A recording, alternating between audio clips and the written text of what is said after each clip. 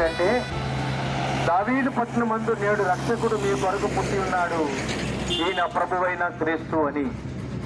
ఒక ఆయన ఈ లోకములో జన్మించాడు, ఆయన రక్షకుడు, ఆయన ప్రభువైన క్రీస్తు అని.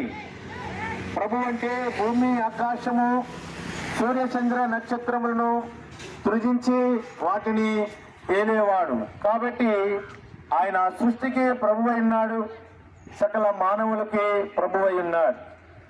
ఆయన రక్షకుడుగా ఈ లోకంలోనికి వచ్చినటువంటి వాడు. ఎందుకు అంటే పాపులను రక్షించడానికి ఈ లోకానికి వచ్చిన దేవుడు యేసుక్రీస్తు ప్రభు. మానవులు అనుకోవచ్చు, మేమే పాపం చేశాము, మనుషులు పాపులా, పాపం అంటే ఏమిటో మాకు తెలియదు అని అనుకోవచ్చు. కానీ మానవుడు జన్మతో సహా పాపి. ఒక మనుషుని ద్వారా పాపము ద్వారా మరణం లోకములోనికి ప్రవేశించింది. కాబట్టి మనుషులందరికీ పాపము సంక్రమించింది. కాబట్టి ఒక మనుషుని ద్వారా అంటే ఆది మానవుడైన ఆదాము ద్వారా వచ్చిన పాపము అందరి మీద ఉంది. కాబట్టి అందరూ కూడా పాపంలో పుట్టారు, ఏ భేదము లేదు, అందరూ పాపం చేశారు. తల్లి గర్భంలో జన్మించినప్పుడే పాపగా జన్మిస్తున్నారు మానవుడు. కాబట్టి మానవుడికి ఈ పాపాన్ని బట్టి శిక్ష ఉంది. పాపానికి జీతము మరణము అని చూస్తూ ఉన్నాం. ఇది రెండవ మరణం.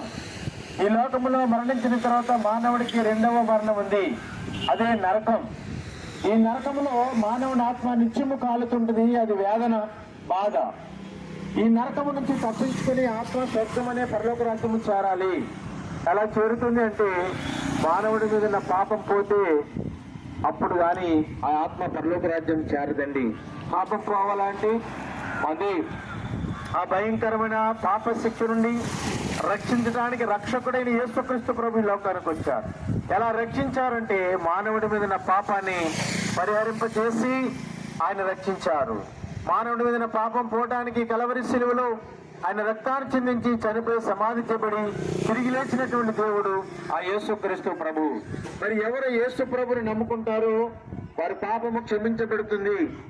యేసు ప్రభుని నమ్ముకోవడానికి ధనమేమీ ఖర్చు లేదు, కేవలము నోటితో ఒప్పుకుంటే చాలండి. యేసు ప్రభువా, నేను పాపని, నన్ను క్షమించండి, నా కొరకు చనిపోయి తిరిగి లేచిన ప్రభువుని నమ్ముతున్నాను అంటే చాలు. ఆ యేసు ప్రభు పాపాలు క్షమించే అధికారము కలిగిన దేవుడు. మీ అందరి పాపముల కొరకే చనిపోయి తిరిగి లేచిన దేవుడు. ఆ పాపాన్ని క్షమించి మీ ఆత్మను పరలోక రాజ్యానికి చేరుస్తున్నారు. అట్టి రక్షణ మీరు పొందుకోవాలని, ఆ రక్షకుడైన యేసుక్రీస్తు ప్రభును నమ్మి బాప్తిసం మీరు పొందాలని ఈ శుభవార్త మీకు చెప్తున్నాము. ఇది నమ్మి యేసు ప్రభుని నమ్మి పరలోక రాజ్యానికి వారసులు కండి. ఇది మీకు శ్రేష్టమైన శుభవార్త. ప్రభు అట్టి రీతిగా మిమ్మల్ని దీవించి ఆశీర్వదించును గాక.